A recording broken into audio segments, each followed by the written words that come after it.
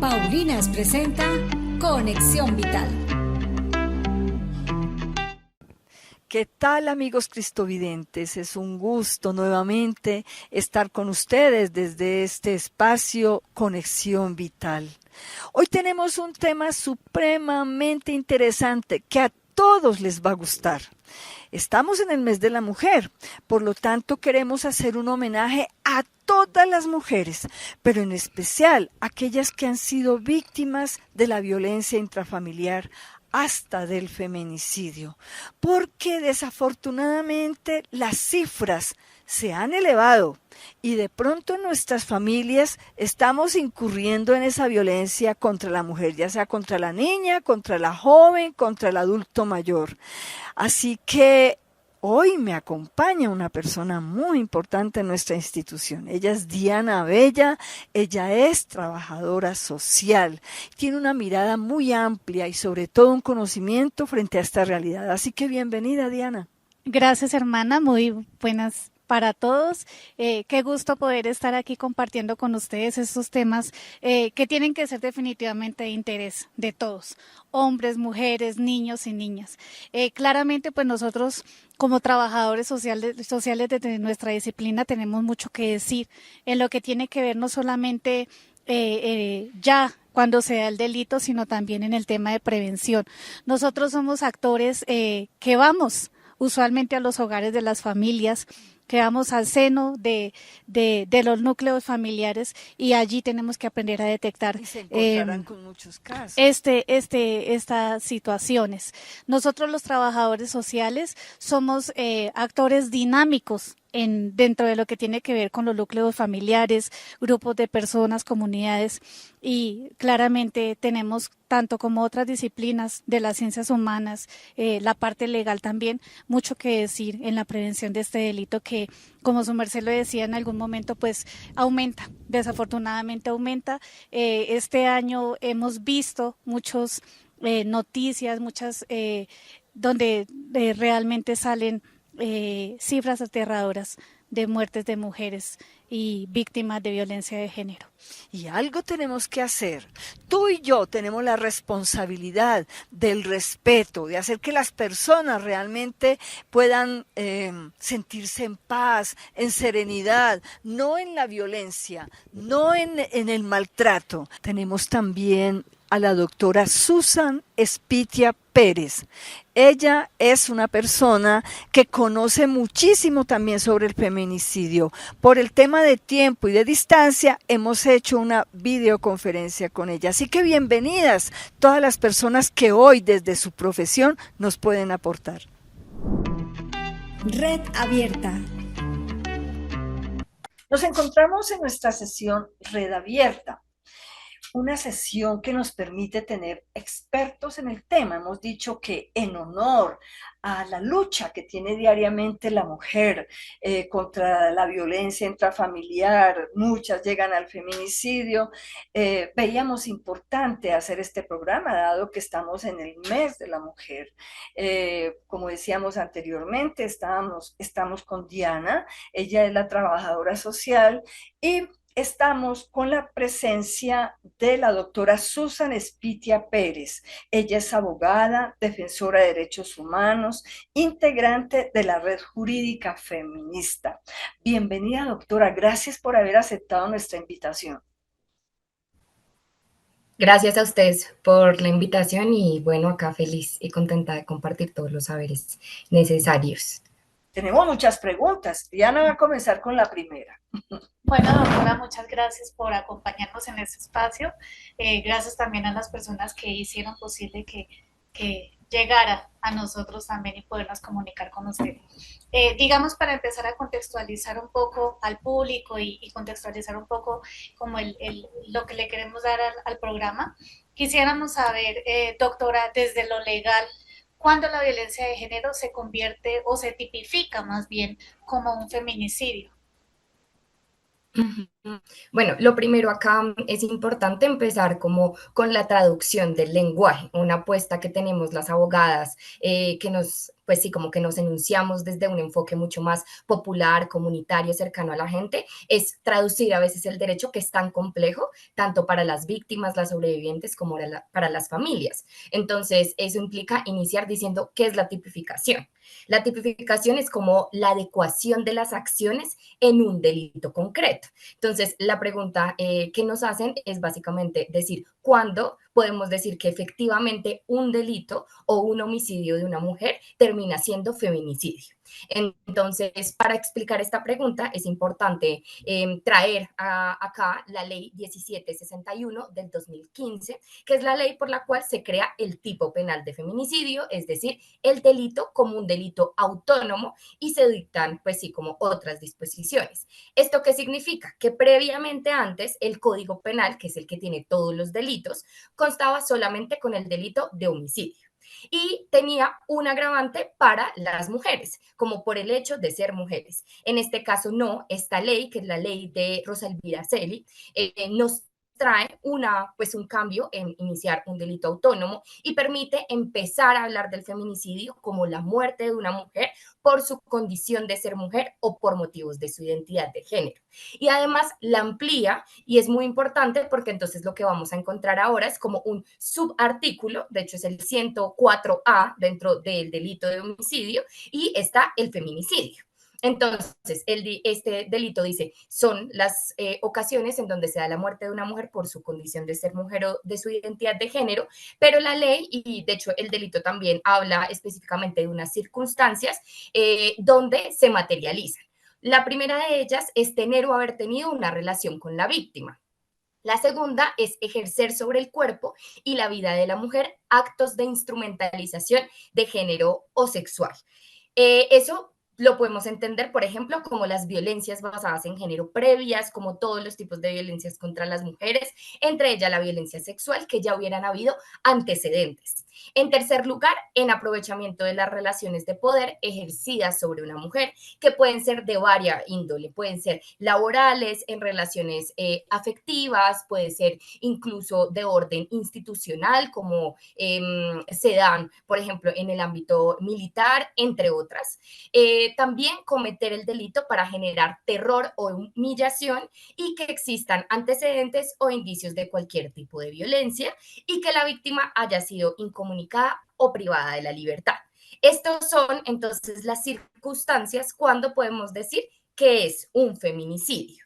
Y tenemos también que hacer una advertencia acá, y es que no se adecua a un solo tipo. A veces se adecuan a varias. Entonces, hay antecedentes, hubo una relación de poder y además se quiere causar humillación o terror. Sabemos que Colombia, pues las circunstancias son bastante complejas, que también ha habido circunstancias de conflicto armado, entre otros, de conflictos de muchas índoles.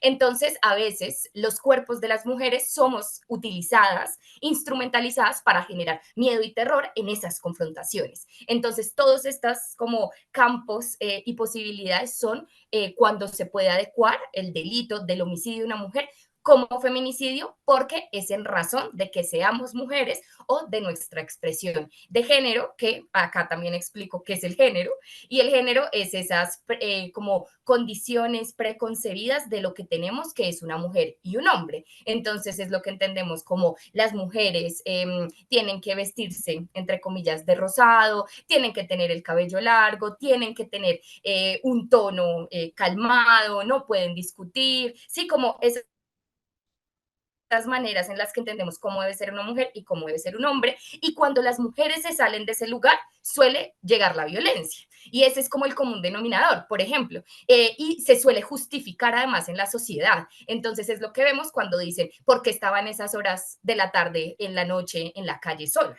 ¿Sí? Es como el castigo que entra en la sociedad por decir no cumplió lo que debería ser. Lo que las mujeres deberíamos ser, o porque estaba vestida de esta manera en la que no creemos que debería vestirse una mujer. Y entonces se justifica el castigo y entran en la razón de ser mujer y de no cumplir ese canon, digamos, o sí, este estereotipo, ese lugar de deber ser de las mujeres. Es ahí como cierro la primera pregunta. Doctora Susan, vemos por la televisión y por los distintos medios que ha incrementado muchísimo el feminicidio. ¿Cómo desde lo legal se puede prevenir este delito? Sí, yo quisiera iniciar esa pregunta diciendo que este año tenemos una alerta que hemos tenido hace muchos años, pero este año en concreto tenemos más feminicidios que días en el año. Es decir, más de una mujer ha sido asesinada cada día por el hecho de ser mujer. Esto es profundamente alarmante y doloroso y por eso pues es tan importante este programa de concientización para prevenir y atender y también por supuesto las convocatorias que se hacen para salir en calle, los trabajos de las abogadas, de las trabajadoras sociales, de las psicólogas, etcétera. Y para contestar como ya en concreto, pues cómo se puede prevenir. Lo primero es muy importante y es conociendo qué es lo que hay en la ley, que ya lo mencioné principalmente, pero también denunciando. Esto es muy importante. En la Fiscalía General de la Nación tiene como algunos enfoques específicos en género, en derechos humanos y en la atención de violencias basadas en género, violencias contra las mujeres. Uno de ellos, por ejemplo, es el CAIVAS, que es el Centro de Atención Integral para las Víctimas de Violencia Sexual en concreto. ¿Y por qué narro la violencia sexual? Porque el feminicidio también a veces habla al lado de la violencia sexual o, como había dicho, hay antecedentes. Entonces, hay múltiples delitos también, como la misma violencia intrafamiliar, y entre otros que además tienen un agravante usualmente por ser mujeres. Pero acá también es importante volver a traer a colación la ley 1761 del 2015, que es la ley de feminicidio, que no solo habla de la atención después de que se cometió pues el delito, que ya después de la muerte de la mujer, claro que quedan muchas cosas que hacer en términos de reparación a la familia, pero pues qué hacer antes, y habla de la prevención, por ejemplo, en los colegios y en las universidades. Y nosotras creemos fuertemente que la formación desde pequeños, desde los pequeños y las pequeñas, es esencial. ¿Por qué? Porque los feminicidios no solo ocurren en las mujeres grandes o en las mujeres que tienen relaciones. Eso es un mito, o sea, como que tienen relaciones con una pareja y entonces la pareja es principalmente quién. No, los feminicidios también pasan con las niñas y con las adolescentes en este mismo rango, o de que se salen de ese lugar o pues muchas ocasiones también pues conocemos la violencia sexual que sufren las menores principalmente. También los menores, por supuesto.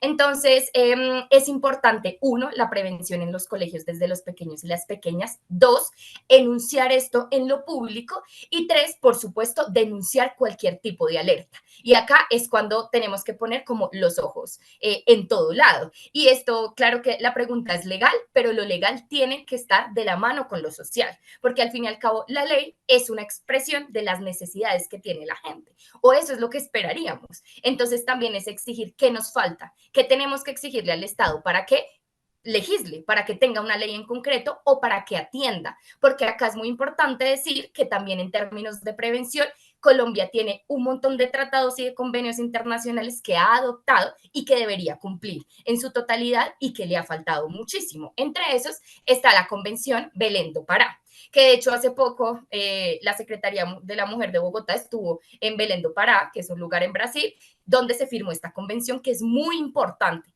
Es una convención que habla de la prevención en contra de las violencias basadas en género y que debe hacer el Estado en colegios, en ámbitos laborales, en ámbitos sociales, en la familia. Es como que habla en su totalidad y decirles, ya tenemos la legislación, ¿qué falta? Que se cumpla.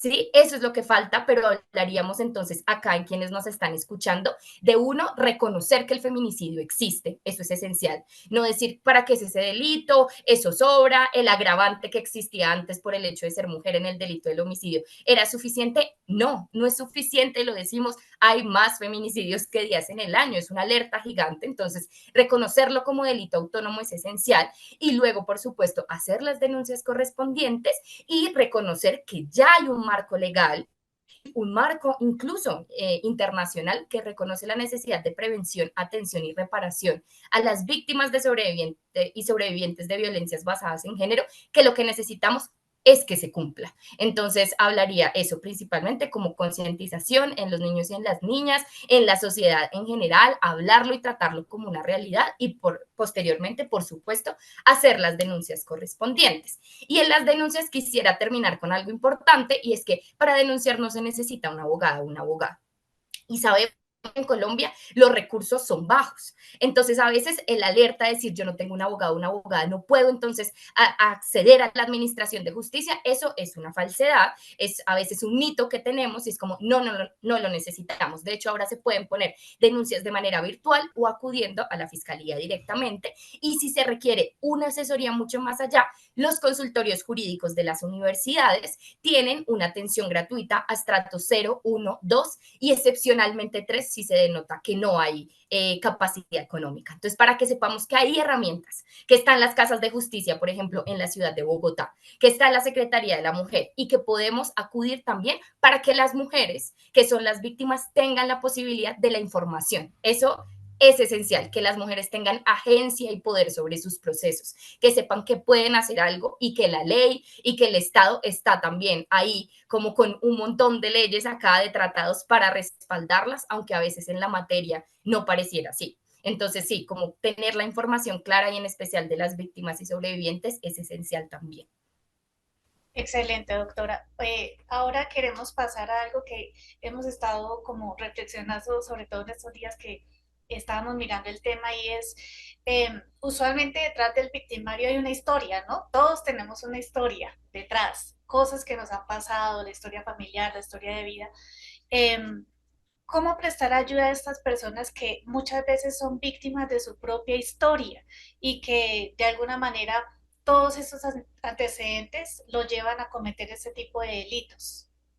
Bueno, frente a esa pregunta, creo que hay también varias respuestas, pero lo primero decir es que es importante que a nivel de la sociedad como que le quitemos ese lugar del victimario o pues de quien comete el delito como alguien que de pronto está loco o que está enfermo o que fue pues digamos como la consecuencia de su propia historia porque creemos que hay herramientas para cambiarlo y también porque por supuesto reconocemos que hay un sistema completo que hace que tengamos determinadas acciones. Sin embargo, también la posibilidad de reconocerlo y de las herramientas que hay para ir en contra de esa historia. ¿Sí? Y lo sabemos de muchas personas que, por ejemplo, tienen un montón de formación e igual cometen estas acciones. Entonces, no es una cuestión de falta de acceso a la información, de falta de acceso a la salud mental, por ejemplo, en muchas ocasiones, o de la salud física, sino es simplemente la necesidad, entre comillas, de ellos y de ellas de violentar. Entonces, eso es importante, como quitarle ese lugar de entonces la persona que violenta o los hombres que violentan siempre son personas enfermas, personas que tienen una línea en su familia violenta, porque no siempre es así. Por el contrario, muchas veces lo que hay es una relación de un círculo de violencias en donde pasa que hay una calma, hay una relación profunda de amor y posteriormente de a poco entra la manipulación, entran las agresiones físicas, luego viene el perdón, el nunca va a suceder de nuevo y luego otra vez y terminan en muchas ocasiones en esta máxima expresión de la violencia que estamos hablando hoy, que es el feminicidio. Entonces, empezaría por ahí como quitándole ese lugar que a veces damos como de menor importancia porque la responsabilidad está sobre él. Lo segundo es que la responsabilidad también está sobre el Estado. Y ahí decimos como, ¿y por qué lo hablo en este punto? De los hombres, y es decir, como claro que por supuesto esta persona la cometió, pero sí en el proceso no hay una atención rápida al victimario y tampoco a la familia de la víctima, pues acá no va a haber ningún tipo de reparación tampoco, de sanación colectiva y eso va a terminar haciendo, por ejemplo, que si el hombre vaya a la cárcel, pues en las cárceles sabemos lo compleja que es la situación, ¿no? Que ni siquiera eso pueda necesariamente terminar en un cambio en la persona, sino por el contrario, sabemos que las cárceles son profundamente complejas, profundamente violentas también, entonces es cuestionarnos como, bueno, ¿cómo podemos también prevenir esto? Y de hecho en este momento la Secretaría de la Mujer tiene, como hablando de instancias institucionales, digámoslo así, una línea que es la línea Calma, en donde cualquier hombre mayor de 18 años que resida en Bogotá en especial puede llamarla.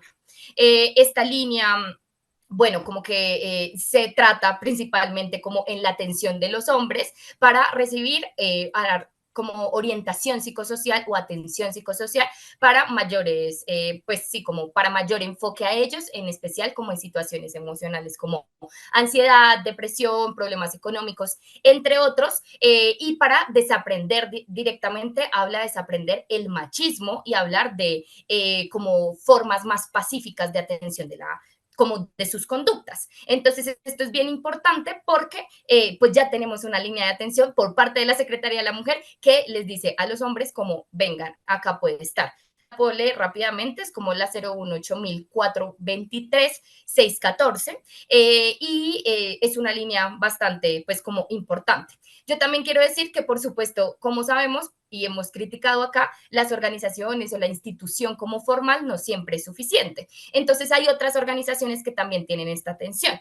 Una es la fundación si no estoy mal, es Sergio Urrego, este hombre, pues, como el joven gay que sufrió eso, pues, como que de bullying durante su colegio y luego cometió suicidio, entendiendo toda su violencia. Ahí también hacen, pues, como una atención psicosocial, y también está la red de psicólogas feministas. Ellas hacen también una atención a hombres y mujeres en términos de prevención.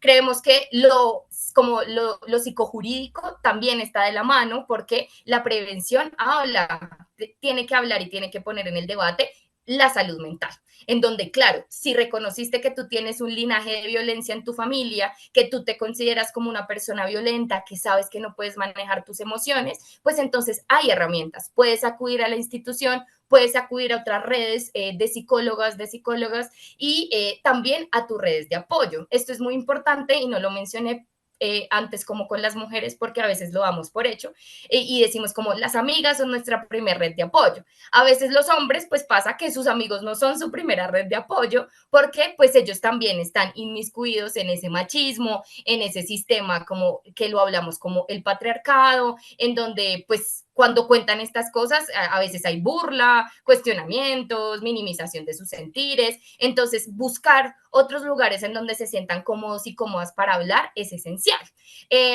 Eso principalmente. Y lo segundo es volver a decir que el centro siempre tienen que ser las víctimas y las sobrevivientes de violencias basadas en género, y en el caso del feminicidio, pues sus familias. Claro que nos interesa prevenir, quisiéramos que esto no sucediera, pero mientras que no sucede, también nuestro enfoque tiene que estar en las mujeres. Y acá vuelvo al colegio que les hablaba, como cuáles son las necesidades de la prevención en el colegio o en los colegios, en las universidades o en los lugares educativos, tanto de educación primaria, básica, media, etcétera.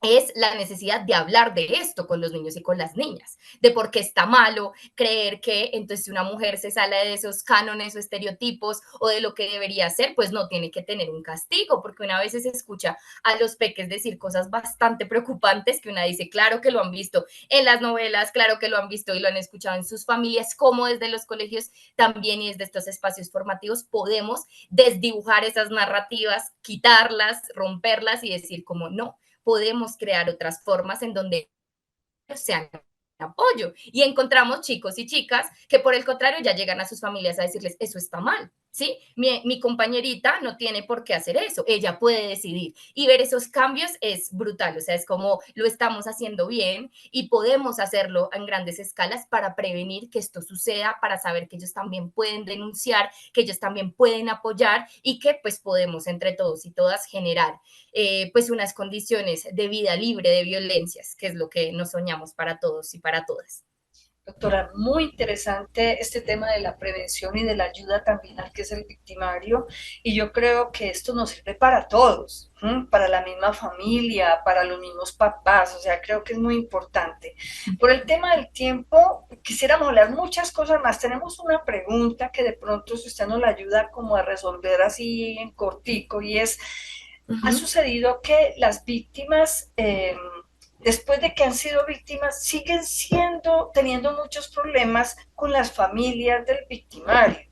Entonces, desde lo legal, ¿qué se puede hacer para proteger a las víctimas durante y después del delito o de, digamos, esta agresión terrible con estos líquidos que a veces echan en la cara, de tantas formas, y en vez de ser protegidas, resultan siendo víctimas nuevamente, las revictimizan los mismos familiares.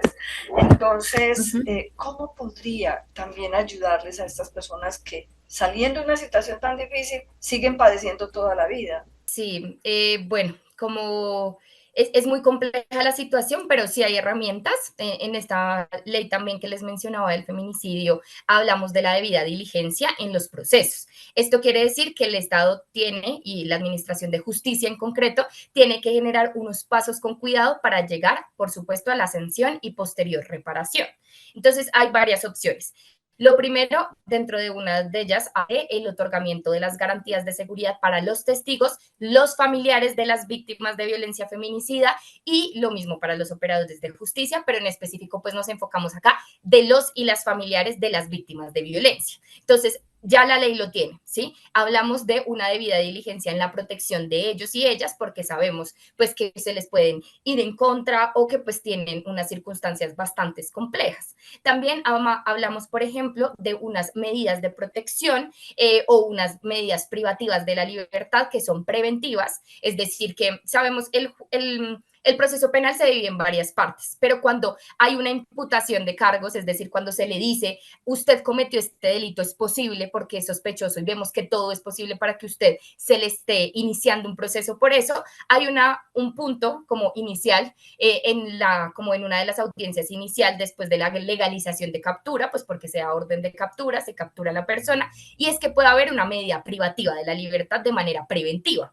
Esa es otra opción también, porque a veces muchos de los victimarios quedan libres, mientras que se hace todo el proceso. Esto no quiere decir que ya la condena se dé, porque luego de eso tiene que seguir otro proceso. Entonces, muchas de las opciones que se les dan es que quede en la casa de manera domiciliaria o que no pueda salir del país o que se tenga que reportar, que tenga buena conducta o en el máximo que esté en un lugar privativo de la libertad, mientras que se surte todo el proceso. Y pues hay medidas de prevención. También se puede denunciar ante Fiscalía cualquier tipo de acoso que haya por parte de la familia, acoso judicial y demás, pero hay muchas herramientas y están en la ley en contra del feminicidio con base en la debida diligencia. Entonces hay varias lucecitas de lo que podrían hacer.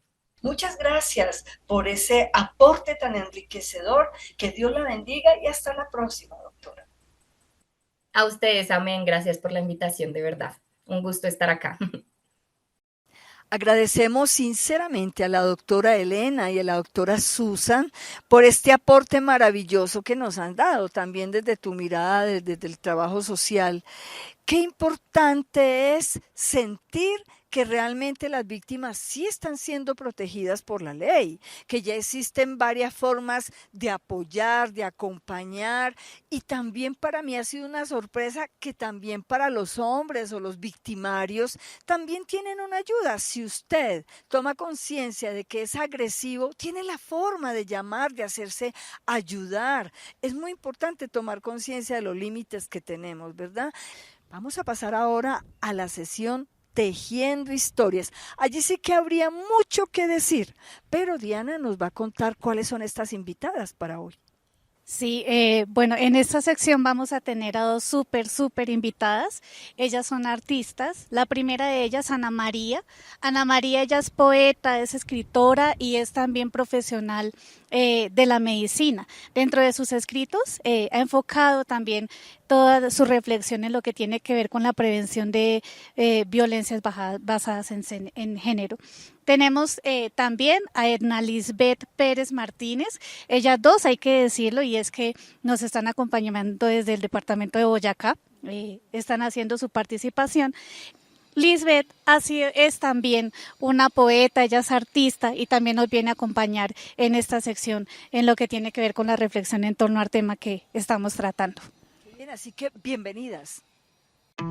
Tejiendo Historias. Hola, ¿qué tal? Bueno, mi nombre artístico es Liz Poégrafa, soy poeta y soy fotógrafa. Y antes que nada, pues quiero agradecer la invitación a participar de este programa Tejiendo Historias, Respecto al tema que nos reúne, que es el feminicidio, pues lo que puedo decir es que muchas veces nosotros somos testigos y o víctimas de una manera silenciosa de un maltrato, ¿sí? Puede ser psicológico, puede ser físico, puede ser verbal, y no nos damos cuenta, pero nos podemos estar acercando al feminicidio, ¿no? Entonces, pues ese es como el llamado para que no normalicemos este tipo de maltratos que preceden el hecho como tal. ¿Cómo enfrentar esto mediante el arte o más bien puntualmente a través de la literatura, de la poesía o de la prosa? Bueno, tenemos la palabra y mediante esta podemos denunciar, advertir o desahogar todo acto que ponga en peligro nuestro propio bienestar y nuestra vida. Y no solamente el de uno propio, sino el de las demás mujeres que nos rodean. En mi trabajo literario tengo un poema que se titula Violencia y realmente es una denuncia que se hace, ¿no? Entonces este texto dice así: sin querer escucho el odio a través de los muros, siento como filosos cuchillos hieren las almas tras crudas palabras vociferadas. Sus destinos están ligados para siempre, hay un pacto sellado. En apariencia permanecen sonrientes, aunque ya todos sabemos que pertenecen a la muerte. Entonces es una denuncia que se hace justo de una violencia doméstica que se estaba dando, se hace la respectiva denuncia a las autoridades y bueno, realmente nunca supe en qué paró todo esto porque esas personas pues se fueron de allí y todo eso. Yo espero que haya habido un acto de justicia y de conciencia también por parte de ella, de los dos realmente. Entonces, bueno, es la invitación también a que trabajemos a través de la escritura, ¿no? Porque pues nos permite hacer catarsis del dolor, de la indignación, del miedo que nos provoca el hecho en sí. Los invito también a salvarse a sí mismos y a sí mismas y a las personas, sobre todo a las mujeres que están a nuestro alrededor a través del arte, ¿no? Hablando del tema de la violencia de género y del feminicidio. Son temas que muchas veces como que son esquivos, como que uno mismo se va por los laditos y trata de no tocar ese tema, de no hablar, porque qué dirán, porque qué miedo, porque de pronto hay actos en contra, de venganzas y todo eso. Y no, lo que hay que hacer es enfrentarlo. Lo que hay que hacer es hablar de esos temas y ponerlos en evidencia, porque es increíble que a estas alturas, ¿no? Exista todavía, y no solamente existe aquí en nuestra tierra, sino que es a nivel mundial que hay este problema del feminicidio. Bueno, y ya por último quiero terminar con una recomendación literaria de Cristina Rivera Garza. Es una poeta mexicana que es víctima indirecta del feminicidio. ¿Qué quiero decir?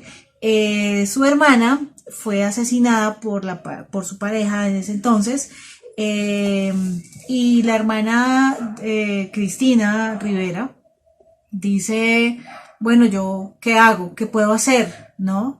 Entonces ella como poeta se escribe una novela que ella misma dice que es un poema extenso, donde habla acerca de su hermana. Es un homenaje que le hace a su hermana, pero también hace la denuncia a través de su libro. Este libro se llama El Invencible Verano de Liliana. Es un libro precioso, es un libro que salva vidas. Entonces es la lectura recomendada para ustedes, mujeres que ven este programa, y también para los hombres, porque la responsabilidad de parar con esta situación es de todos. Entonces, muchas gracias por ver este programa. Un abrazo gigante. Un saludo a todas y todos. Mi nombre es Ana María Robles, soy médico general y quiero agradecer por este espacio en el que compartiremos de manera muy breve qué es la violencia de género, qué complicaciones tiene, qué implicaciones tiene, cómo prevenirla y qué podemos hacer al respecto. Todo esto hablando desde el área de la salud. Quiero empezar por decir que la violencia de género es una violencia sistemática, peligrosa y muy presente en nuestro país. Como prueba de esto, traigo a colación los datos presentados en el último boletín epidemiológico de la semana 8 del 2024 del Ministerio de Salud. Nos hablan de que han hecho reportes de casos de violencia de género y violencia intrafamiliar, aproximadamente 3.000 en Bogotá y 19.000 en todo el país, a lo largo que va del año. Esta información, ¿qué nos indica? Que la violencia de género está cada vez más presente en nuestras vidas, y es por eso que es muy importante tener en cuenta cómo se presenta, en quiénes se presenta, cuáles son los factores de riesgo y qué hacer. En los servicios de salud, los casos que con más regularidad llegan acerca de violencia de género es la violencia física, porque es quizás la violencia que más se ve. Van casos desde los golpes, los moretones, los rasguños, las heridas, ahorcamientos, quemaduras con calor o quemaduras químicas como con los ácidos, hasta incluso la muerte. Los factores de riesgo a tener en cuenta son muy importantes. Mujeres que no tienen una red de apoyo buena, estable. Niñas que están dejadas a cargo de otros familiares que no son sus familiares principales, que no son su núcleo familiar. Mujeres que desafortunadamente o por algún tipo de razón no cuentan con una estabilidad económica, que no cuentan con una estabilidad social. Esos son los riesgos más claros para ser parte del grupo de víctimas de violencia de género. ¿Cómo podemos prevenir esto? Desafortunadamente, tenemos que estar alerta a los signos de alarma en nuestras compañeras, amigas, madres, hermanas, etc. Todas las mujeres que puedan ser víctimas de este tipo de violencia. Los factores de riesgo que tenemos que tener y los factores de alarma que tenemos que estar muy presentes y tenemos que estar muy pendientes, y nos recomienda la Organización Mundial de la Salud, son los siguientes. Mujeres que presenten de la nada, sin un motivo claro, moretones, heridas, que se cubran cualquier parte del cuerpo para no dejar ver algo sospechoso, que cambien de manera repentina su actitud, que se aíslen de los grupos sociales que previamente tenían formados, que tengan comportamientos agresivos frente a otros o frente a sí mismos, que tengan conductas de autolesión o heteroagresión. Y finalmente, es un caso muy especial en las niñas, los cambios de actitud y los comportamientos violentos hacia los compañeros de sus jardines o sus colegios. Todos estos son signos de alarma que tenemos que tener muy en cuenta para prevenir la violencia de género, sobre todo muy enfocado a la violencia intrafamiliar de la que son parte las mujeres y que es lo más prevalente en nuestro medio. ¿Cómo podemos nosotros ayudar a este tipo de personas, a estas mujeres que están siendo parte de este grupo de víctimas? Avisar. Estar al tanto de los signos de alarma, hablar con ellas, preguntar, estar presentes, escuchar, denunciar a la comisaría, a la fiscalía, a la policía, inclusive en cualquier centro de salud, en cualquier institución de salud, en cualquier hospital. Siempre contamos con protocolos de atención a pacientes víctimas de violencia de género. Si usted sospecha que a su amiga, a su prima, a su hermana la están violentando, consulte. En cualquier tipo de institución de salud pueden ayudarle. sea consciente de las medidas y las herramientas que tiene usted a su cargo para ayudarle a esta persona que cree está siendo víctima de violencia. Siempre esté presente con ella. Y por último, quiero dar una recomendación muy importante para todos y para todas aquellas que estén siendo parte de una situación violenta que los está dañando, que está afectando su salud y su vida. Hable. Siempre encontrará en algún lugar, en su iglesia, en su comunidad, en su familia, en su institución educativa, en su hospital más cercano, siempre encontrará un apoyo. Cada vez más en Colombia y en el mundo se crean planes para ayuda de este tipo de situaciones. Sabemos que es difícil, sabemos que las condiciones muchas veces se prestan para que estos ciclos de violencia nunca paren, pero debe tener por seguro, siempre hay alguien dispuesto a ayudarle. Gracias. Agradecemos de manera especial a Ana María, a Lisbeth, nuestras invitadas artistas que han intervenido también en este programa desde su visión, no solo como artistas, Ana María también desde su mirada como médica. Creo que es una visión importante. Y retomando un poquito lo que ellas nos han compartido desde la literatura, desde el arte, el reconocimiento de que las mujeres podemos y somos más, ¿no? Podemos levantarnos de los golpes, podemos levantarnos desde las caídas. Estamos llamados a ser hombres y mujeres, en este caso, pues nosotras resilientes, a levantarnos de todo eso que nos sucede y que a veces nos golpea. Pero también el reconocimiento de que hay necesidad de visualizar este tipo de casos y la literatura, la poesía es supremamente importante para poderlo hacer. Qué rico que nos podamos acercar a esto, a estas posibilidades de conocimiento y acercar también a estas personas que quieren desde sus profesiones, desde su arte también aportar un granito de arena para la mitigación de esta problemática que nos azota y que en este momento es una de las grandes problemáticas de salud pública en nuestro país y en el mundo. Me hizo recordar, Diana, una canción que a mí me encanta. Caminante no hay camino, se hace camino al andar.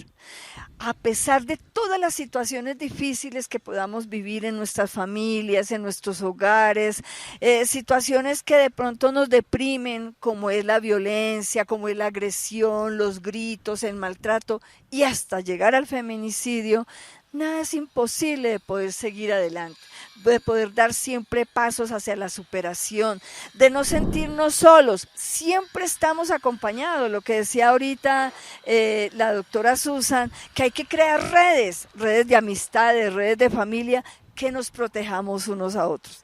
Le vamos a dar un clic a esta situación para salir adelante. Clic por la vida, es la siguiente sesión.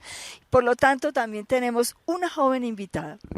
Sí, para esta sección tenemos una invitada muy especial. Ella es una niña, realmente es una niña que nos va a hablar desde su visión de niña, de adolescente, en lo que tiene que ver con el tema de prevención de feminicidio. Ella es María Paula Echeverría Sotelo, ella también es oriunda de la ciudad de Paipa, del departamento de Boyacá.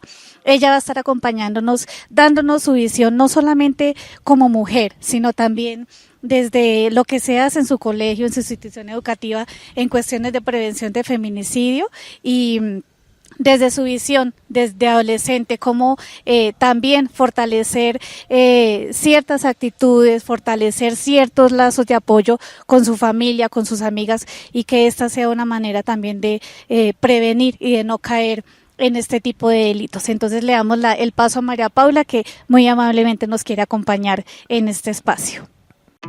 Clic por la vida.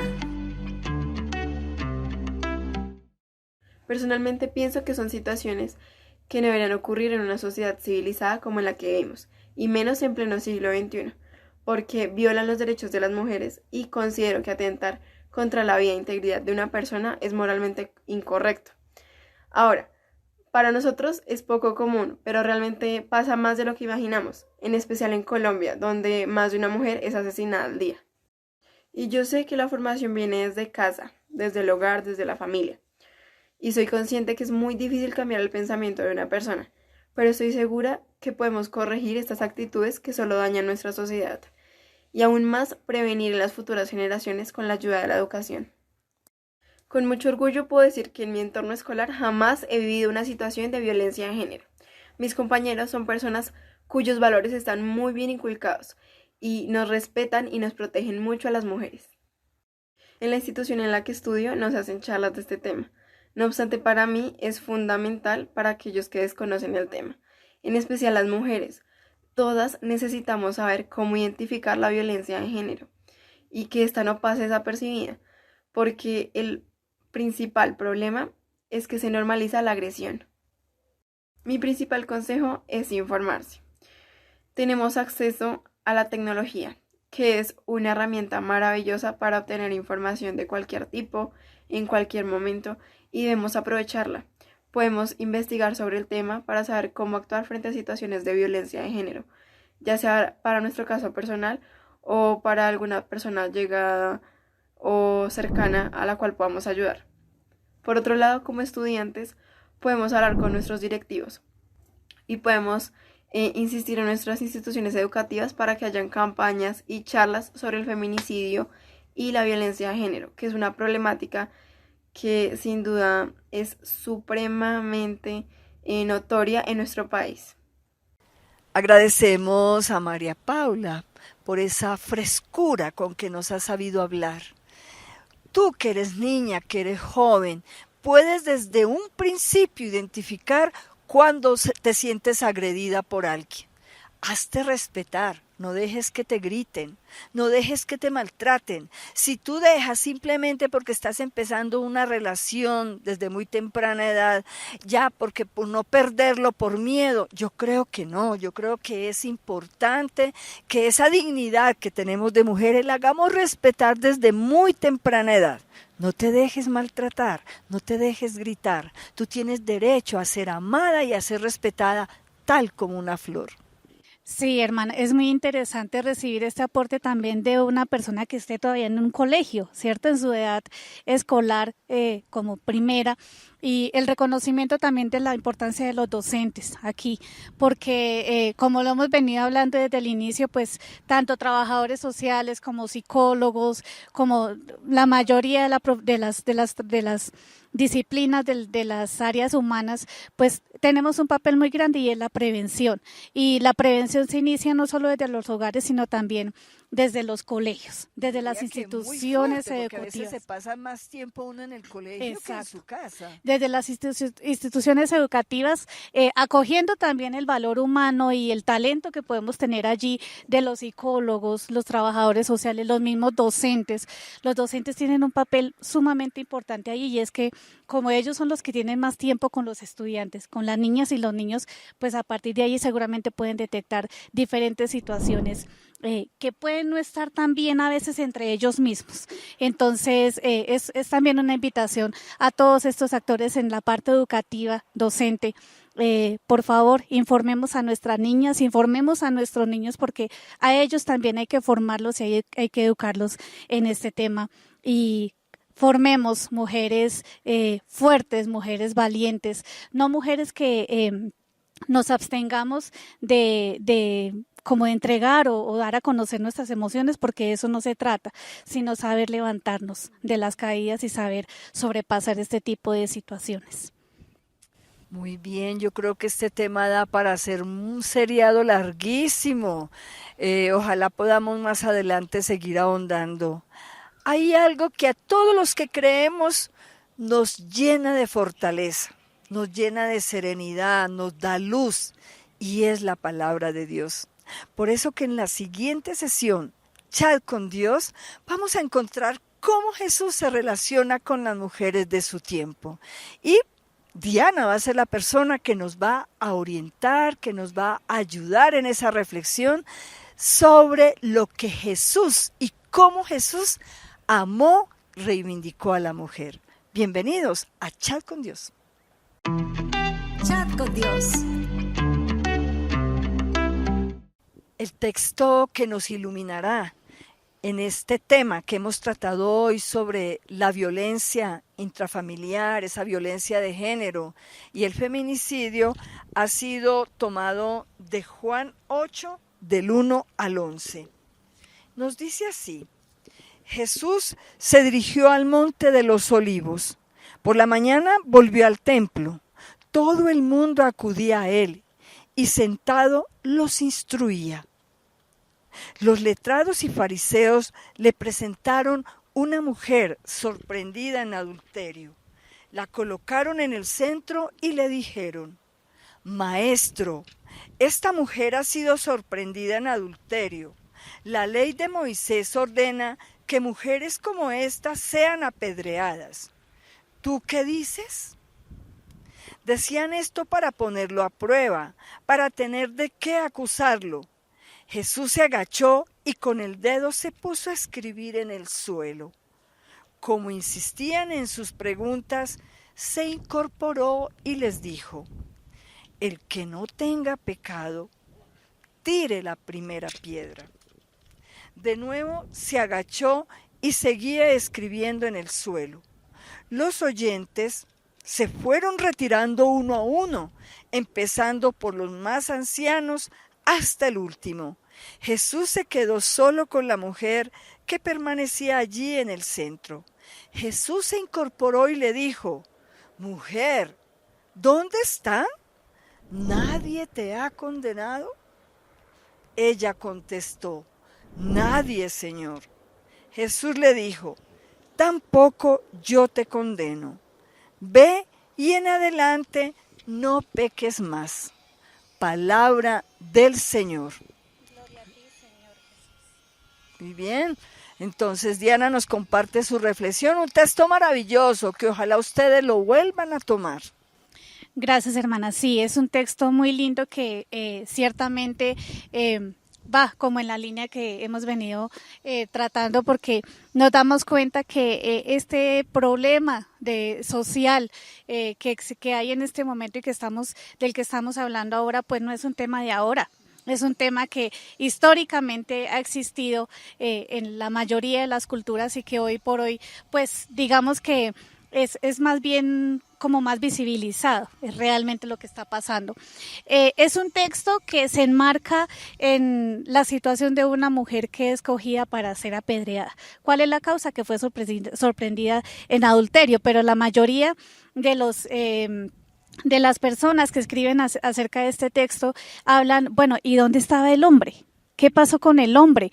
Solamente nombran a una mujer que va a ser apedreada por su delito, pero resulta que el delito no lo cometió ella sola. También hay un hombre que participa en este. Nos encontramos en este momento en el de Jesús en una sociedad totalmente machista, en una sociedad donde la mujer tiene muchas figuras, donde la mujer tiene muchas cargas encima, como ser un agente de pecado, como ser seducción también para los hombres, y en donde la mujer tenía pocas posibilidades de ser vista y de ser tenida en cuenta.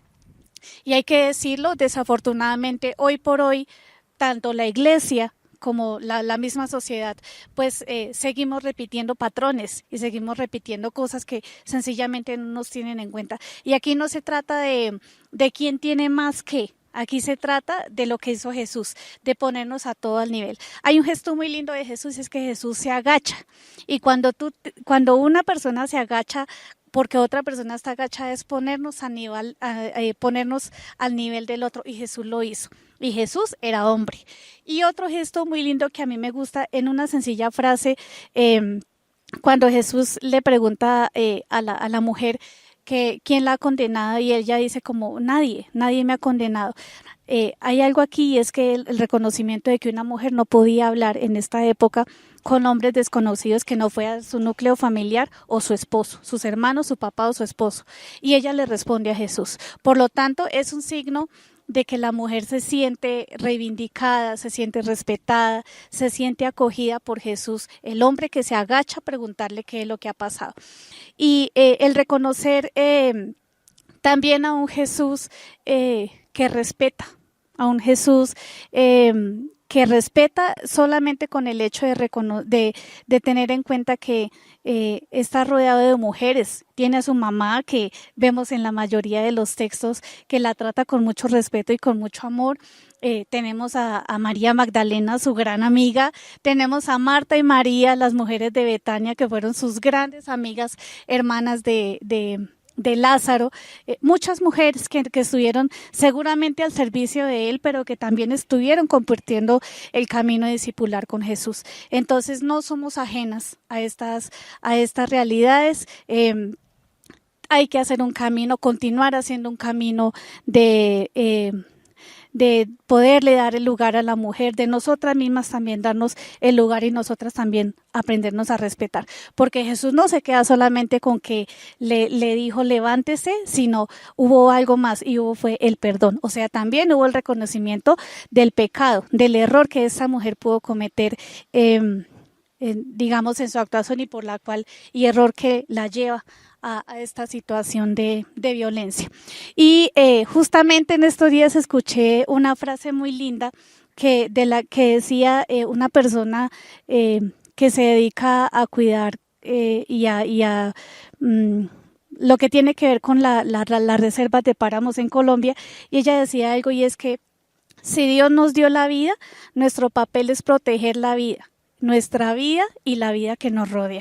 Si Dios nos dio la vida a ustedes hombres, si Dios nos dio la vida a nosotras mujeres que estamos llamadas a dar vida, pues protejamos la vida y empecemos a proteger la vida desde el respeto, empecemos a proteger la vida desde la ternura, desde el amor y desde el hecho de darle el puesto a las personas, a dignificarlas y a tener la conciencia de que hombres o mujeres tenemos la misma dignidad y Dios nos ha creado así. Entonces creo que esta es una linda manera de poder de alguna manera cerrar nuestro programa con este episodio, con este relato tan hermoso de Jesús que se agacha, que le habla, que seguramente la toca, que se pone al nivel de ella y que espanta a los que la están acusando. Entonces sintámonos mujeres amadas por Dios, sintámonos mujeres acariciadas por Dios y sintámonos mujeres dignificadas por Dios, porque a eso estamos llamadas. Y en el momento que nos sintamos dignificadas por Dios,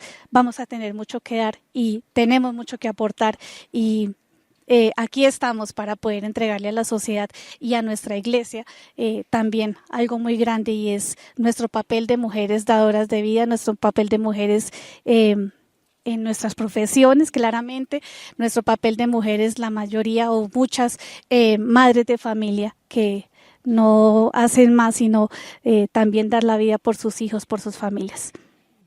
Muchas gracias, Diana. Muy iluminativo este texto, que daría para mucho más, ¿no? Lo importante es sentir que hay un Dios que camina con nosotras, un Jesús que dio la vida por nosotras, y que cuando te sientas sola, desamparada, deprimida, acude a Él, que Él te va a mirar con ternura. Hasta aquí ha sido nuestro programa Conexión Vital. Muchas gracias por estar siempre con nosotras, por acompañarnos, y un feliz mes de la mujer. Gracias a ti, porque con tu dignidad también fortaleces y dignificas la humanidad entera. Hasta la próxima. Paulinas presentó Conexión Vital.